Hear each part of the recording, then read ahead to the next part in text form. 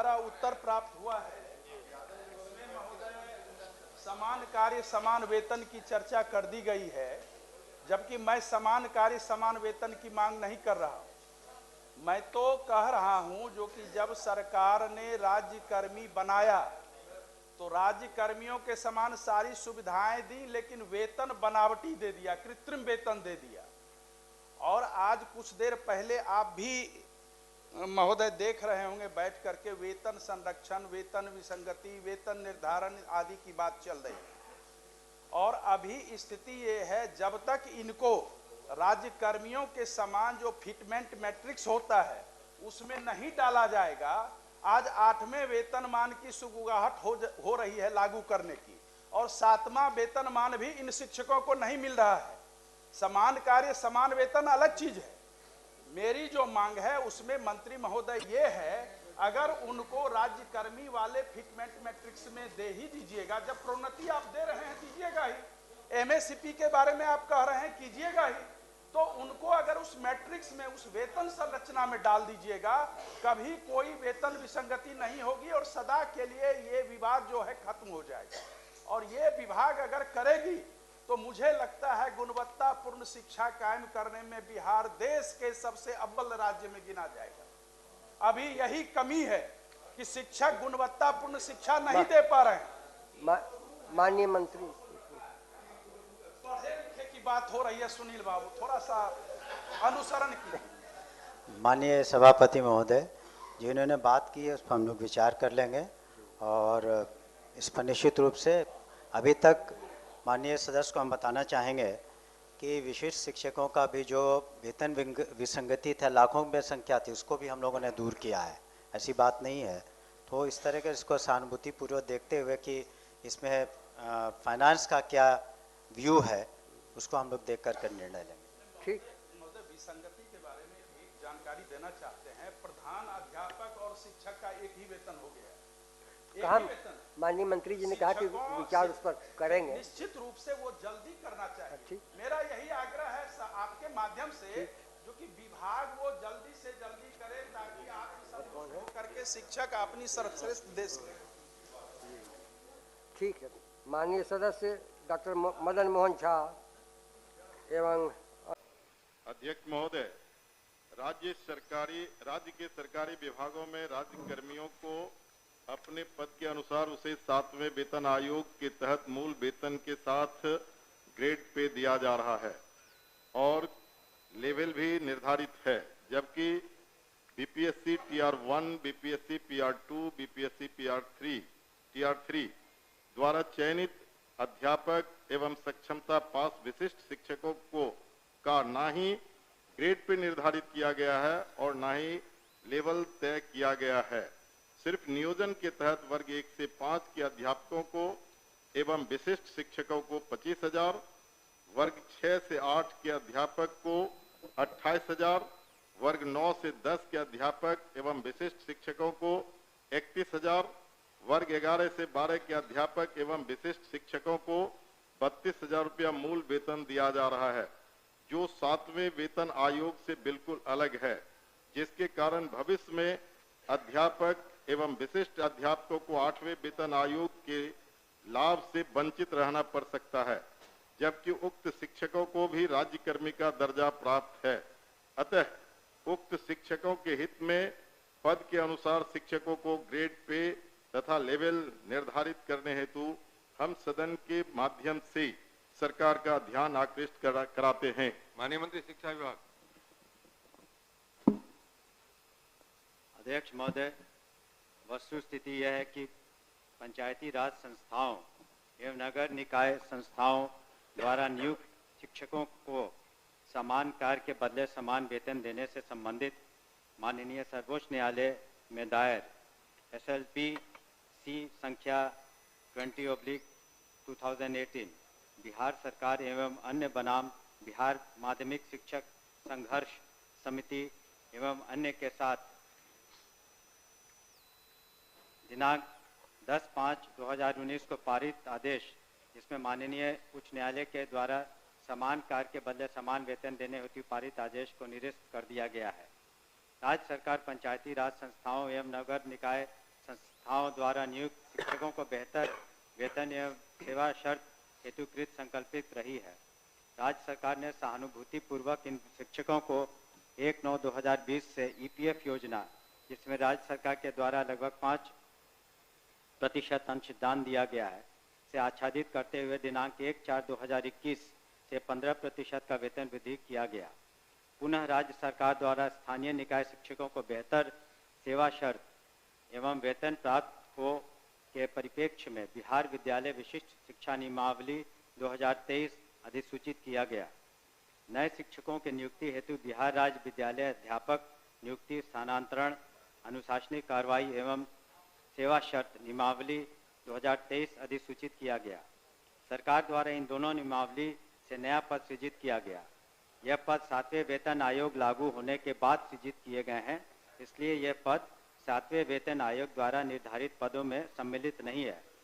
सरकार द्वारा सरकार के अन्य बहुत सारे पद सृजित किए जाते हैं जो 7वें वेतन आयोग में सम्मिलित नहीं होते हैं। इन दोनों नियमावली के तहत वर्ग 1 से 5 के शिक्षकों को 25,000, वर्ग 6 से 8 के शिक्षकों को 28,000, वर्ग 9 से 10 के शिक्षकों को 31,000 एवं वर्ग 11 से 12 के शिक्षकों को 25,000 प्रारंभिक वेतन निर्धारित करते हुए पे मैट्रिक्स का निर्धारण किया गया। उक्त नियमावली के तहत शिक्षकों को बेहतर प्रोन्नति का लाभ दिया गया। अगले संभावित जो वेतन आयोग 8वां वेतन आयोग में ये शिक्षा विभाग द्वारा इन विद्यालय अध्यापकों एवं विशिष्ट शिक्षकों के वेतन मान को उचित स्तर पर निर्धारित करने हेतु वित्त विभाग को अनुशंसित किया जाएगा। महोदय, मैं पूरे वक्तव्य को मैं सुना। सरकार बीपीएससी का एग्जामिनेशन लेकर के सरकार ने घोषणा किया कि वो राज्यकर्मी होंगे।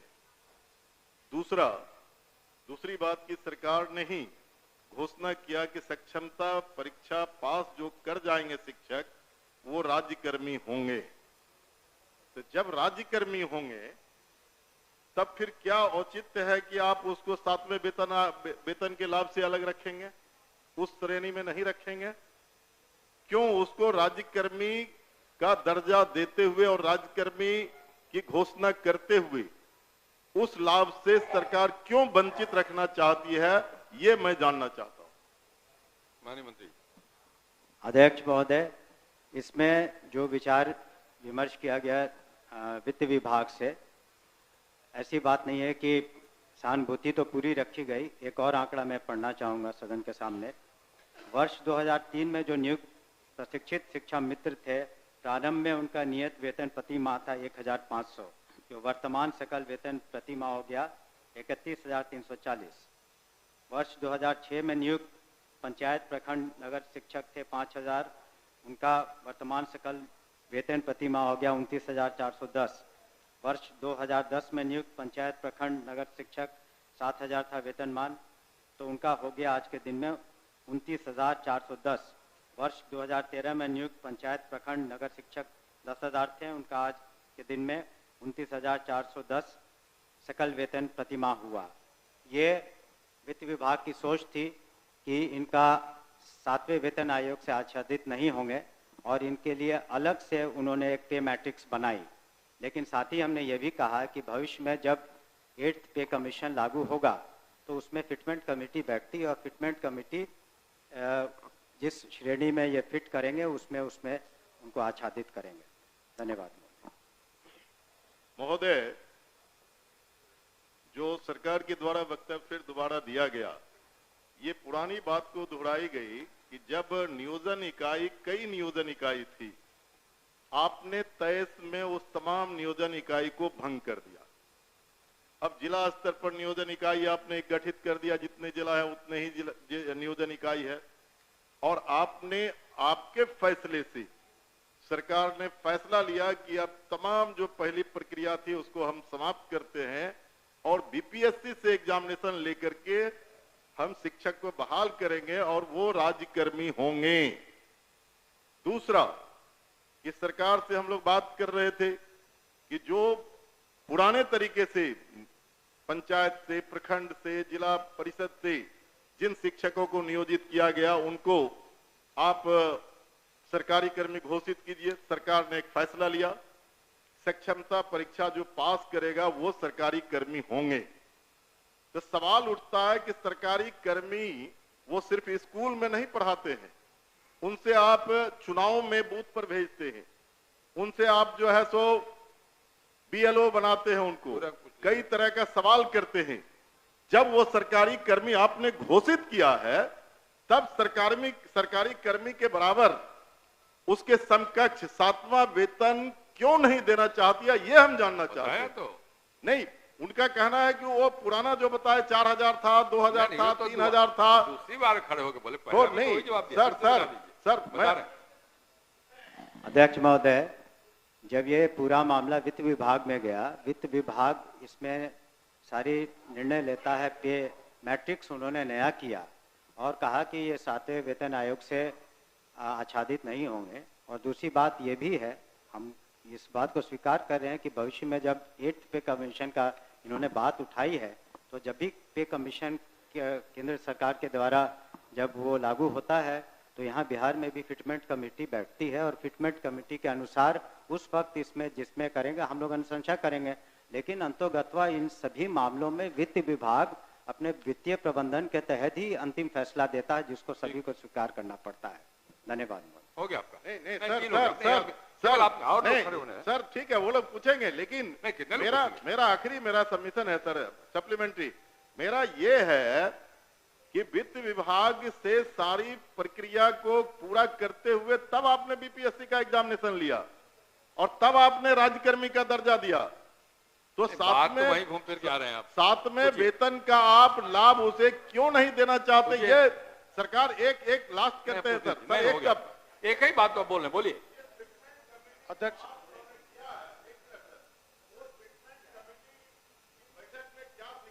इन मुद्दों को रखा जाएगा, कह तो रहे। हमने तो कहा ही कि जब 8th कमीशन का जो उसमें फाइंडिंग्स आएंगी, तब बिहार में जब फिटमेंट कमेटी होगी तो अलग अलग विभाग का उसमें टेकअप किया जाता है, तो उस वक्त विचार किया जाएगा निश्चित रूप से। धन्यवाद। ओके जी। अध्यक्ष महोदय, वर्ष 2023 में नियोजित शिक्षकों को महागठबंधन की सरकार में राज्य कर्मी का दर्जा दिया गया था महोदय। और ध्यान रखना, जो शिक्षकों के हित में उनके पद के अनुसार ग्रेड पे और उनका लेवल जो तय करना है, वो सरकार कब तक देने का विचार रखती है? यदि देने का विचार रखती है तो कब तक, नहीं तो क्यों? एक ही बात हो रही है। आपके माध्यम से मैं शॉर्ट में 2 पूरक पूछना चाहता हूं। क्या सरकार को ग्रेड पे निर्धारण करने में आर्थिक बोझ आ रही है? और यदि ये आर्थिक बोझ आ रही है तो सरकार बतावे कि कितने की आर्थिक बोझ आ रही है, तब जो है वो इनको करने में क्या कठिनाई आ रही है आर्थिक बोझ आने में? ये मेरा सवाल है। बैठिए, और कोई पूछने वाले नहीं ना है? चलिए आप बताइए।